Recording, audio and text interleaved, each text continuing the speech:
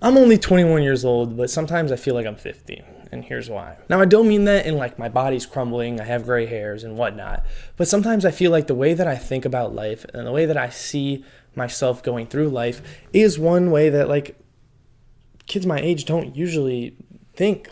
They don't usually act that way. They don't usually see the same way. We don't see eye to eye. And that's just because of the way that I've lived my life and the things that I've already learned. And that's what I want to share with you. And I know it sounds funny, some 21-year-old sharing his life advice as if I was some wise old, monk trying to enlighten you. But I feel like I've learned enough and a lot through my 21 years alive that somebody at an age where I started thinking about such things, such as like 12 to 16, could benefit from. And that's what I'm here to share with you. The first lesson and the first topic that I really want to stress and talk about is that building your financial literacy and understanding is essential. Being a 21-year-old in college, I see a lot of people from different financial, backgrounds talking the way they came from their families and the way they act now. I've seen people that come to college that are loaded and money isn't a thing for them, and I see people that are coming from not so well off families and money is a struggle for them. Understanding financial literacy and becoming a financially smart person will set you up to succeed in life and succeed, I guess, to where you want to get to in any avenue. See, money is not the only thing in life. I understand that. Most people understand that. Money is definitely a tool that can help you get to anywhere in life faster, though. The way the world is set up now is to help spend more money as easy as possible. You have one-click buy now online stores. You have ads popping up on your phone. You have ads popping up in your email. Whatever it is, they want you to spend money. And I'm not here to tell you not to spend money, but I want you to know and understand that if you can resist the urge and resist the impulse of spending money and first of all save it for another reason, then you're already ahead of the game. You understand that spending money on impulsive things isn't the greatest idea. It's not going to give you long-term value. It's going to only give you short-term pleasure. It's like fidget toys, and like when I was growing up, the thing was Silly Bands. Silly Bands were huge. You'd go to the store, you'd buy them, and it could be like $20, $10 to $20, I would assume. And it was, awesome for the time being, for a month, maybe up to like 3 months when they were in. But realize that like it doesn't give you value in the long run. After that, most people threw them out. And now I know you might be saying, well, if I spend $10 to $20, what's that going to do? $10 to $20 isn't going to, screw you for the rest of your life. But what it will do is build a mindset in your head that it's like, oh, I can drop $10, $20 here, $10, $20 there. Next thing you know, it adds up. It could be upwards $500 to $1,000 that you just spent money on some careless things that you really don't need and can better use it at a future instance. You might be asking, what is that better instance?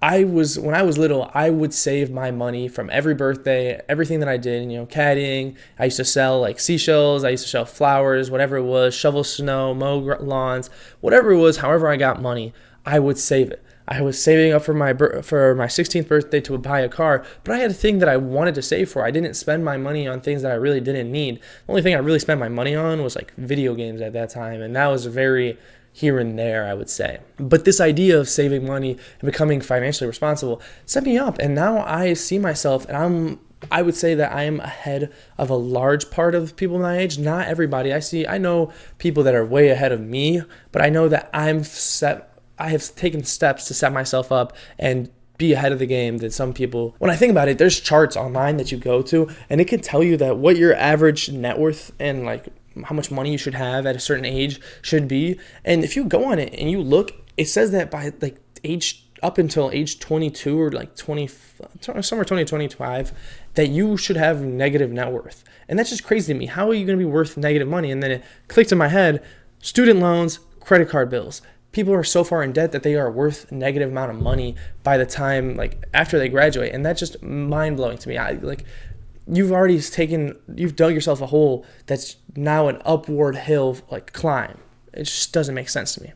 So make sure that you understand your financial situation and understand that setting up financial education and understanding for yourself is going to be essential for you to get to where you want in life and to give you more freedom to do what you want in life.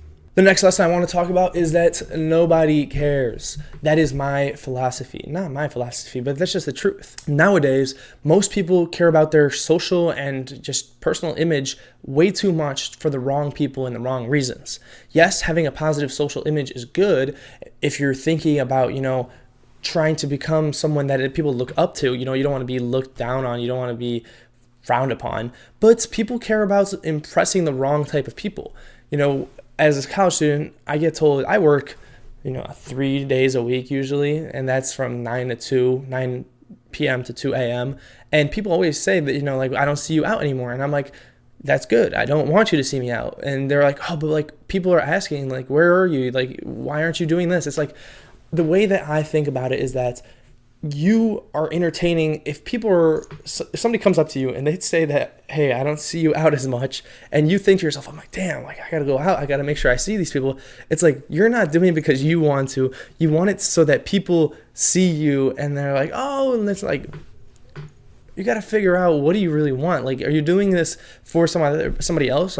If you go out because you want to and you want to see people and you want to hang out with them, cool. But if you're doing it just to maintain your social profile and high image, then you're really not doing it to better yourself, and you're not doing it because you want to. The thing that sucks about this is that all throughout, grammar school, as some people would say, but up until, college, your social image is everything.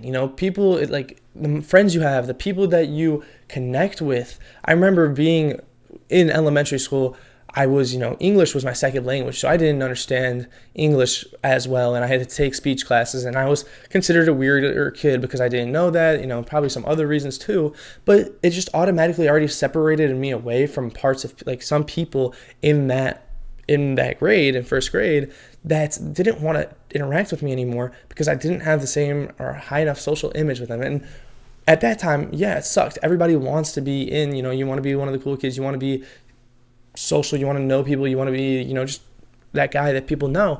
But growing up, by the time I got to, I'd say freshman, sophomore year of high school is when I started to realize it does not matter. And I think a big part of that was me transferring high schools. I went to one high school for freshman year, had my friends, had my social circle. I didn't care, I was friends with the popular people, but I was never one of them. But when I transferred high schools, it was a fresh reset. And I didn't care. I made friends with everybody and anybody. I didn't care what you looked like, who you were, what kind of person people thought of you. It didn't matter to me. I just made friends with people that I wanted to, and I didn't really care about it. Some people in that situation would flock to trying to do everything to become that person that is integrated in that social circle, that becomes popular.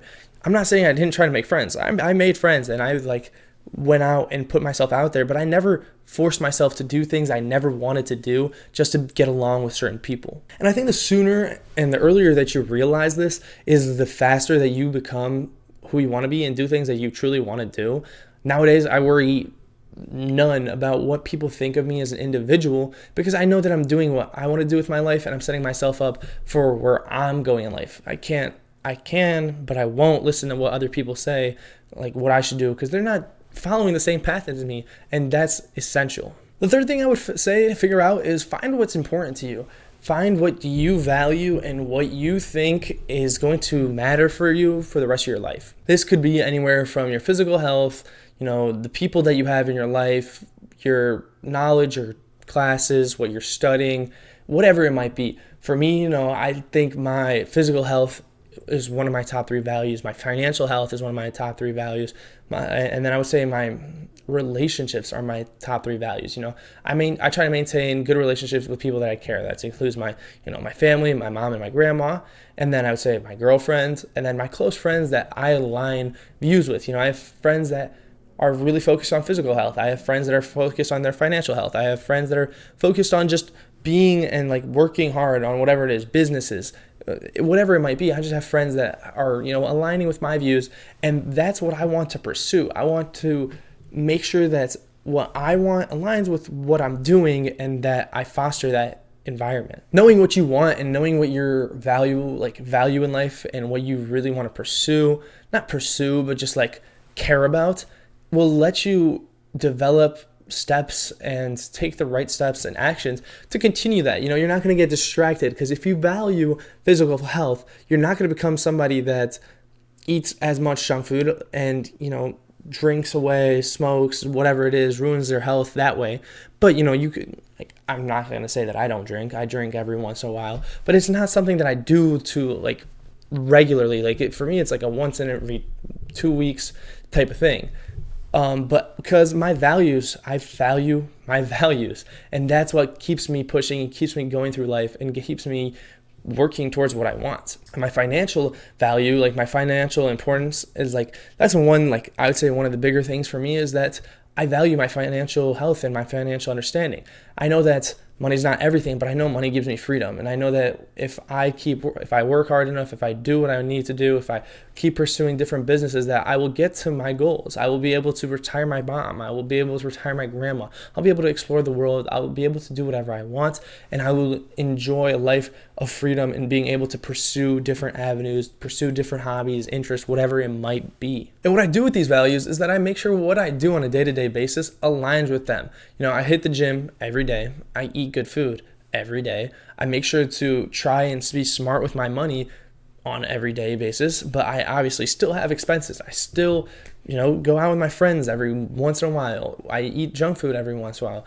I would say that's very, very rarely, but I still follow my values because I know what's important to me and I know what I want to do and where do I want to get in life. The fourth thing I would say is to get educated. There's so much information out there in the world, and what you learn and what you see, the way you think, the way you perceive life is different for every single person. It all really depends on how you educate yourself and what you do to get your information, where you get your information, how often you're consuming information, what are you doing with this information.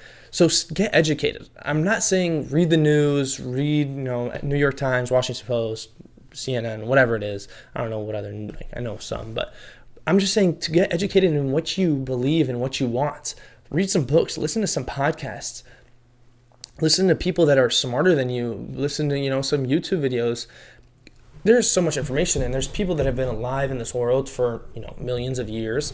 And there's so much information out there that you can benefit on that will help accelerate you and get you where you want to be by taking this information and going with it, using it, incorporate it into your life. Do what you have to help yourself align with your values and to get you to a more, desired position. My number one way of doing this is reading books. And for some people that truly know who I am, I hated reading books. Up until freshman year of college, I hated reading books. I would never read a book. I would use whatever the website was. I don't remember, but it would give you the synopsis of every chapter of a book before every quiz. I would never read a book. I would just Spark Notes. Oh my God, that it is it. Spark Notes. And I would, if I had a quiz on a book in my English class, I would just Spark Note it. That was my information. I would not read. I hated reading so much because I was like, oh, this is boring, whatever. But the one thing that I realized is that you're just reading the wrong things. In school, you're forced to read, literature that's just Shakespeare, whatever it is, whatever it might have to be. But I found books that I truly found it interesting. I like to read nonfiction books that are talking about, self-development, finances, whatever it might be. I'm currently reading a book called Ikigai, which means life worth value. And it's talking about how to live a life that you find valuable and that is worthwhile. So the one thing I've learned is that there are books out there for everybody. You might not like reading books that are about self-help and whatever, but you might just you might like reading fiction books, and you might not be learning, but you're enjoying something. You're broadening your vocabulary, you're improving your just understanding English, and then you're just activating your mind. You're working your mind out mentally. I guess that's how I would state that. And last of all, but not least of all, I would say enjoy it. Everybody's time on earth and in life is limited, and nobody knows how much time they have. A lot of people spend a lot of their time dwelling upon, bad things that have happened to them or happened to them, whatever it might be, that are ruining their lives. If you spend so much time dwelling on how bad your life is, you're literally just wasting more time that you will then dwell on that you wasted. It's just mind-blowing. It's just an idea that doesn't make sense. If bad things are happening to you, yes, they're happening to you, but you can't change them, then why would you worry about them when you could just try and do things that are good for you and that will improve your life and will stop you from thinking badly? The process of becoming happier, I feel like, is a very easy and straightforward process. You can do it. Anybody can do it. So why not do it? And especially nowadays with people that, depression, anxiety, PTSD, whatever it might be, there's so many different things that people try to claim to, block them out and make them feel more comfortable. But I feel like I'm a very firm believer in that fact that you can just do things to make it better for you. I understand. I don't understand those feelings. I don't think I've ever experienced them. Maybe I have, and I've just never known how to classify them. But the way that I go about it is that to do good things. Yes, I have been sad for, sometimes, but then I realized that sadness goes away. Happiness goes away. All emotions are temporary and they will go away. It really just depends on how you look at them and how you deal with them. If I was sad, I would just go, do something that made me happy. Go outside, play basketball, play video games. If I was upset, I would talk about it. I would, figure out why I'm upset and change the thing that's making me upset. Whatever it was, if something happened to me when I was selling shoes and I've gotten scammed before. Oh, well, it happens. I can't change the fact that somebody scammed me before. I can't do anything about it. Life goes on, and just keep working. Do positive things that will make you happier and not make you dwell on this thing that you can't even change anymore. Life is an enjoyable thing. Everybody gets their one chance to live it and do it and make the most out of it. But so many people trying to spend it doing the wrong things and thinking about it the wrong way. Why would you waste your one opportunity to play this game with negative thoughts, negative actions, negative beliefs, whatever it might be, when you can make positive actions, make a life that you'll enjoy and a life that you'll look back and that you will remember and be proud of, and one that you will say is fulfilled. Make sure that you choose things that you want to do that will make you feel enjoyable and happy and, content with.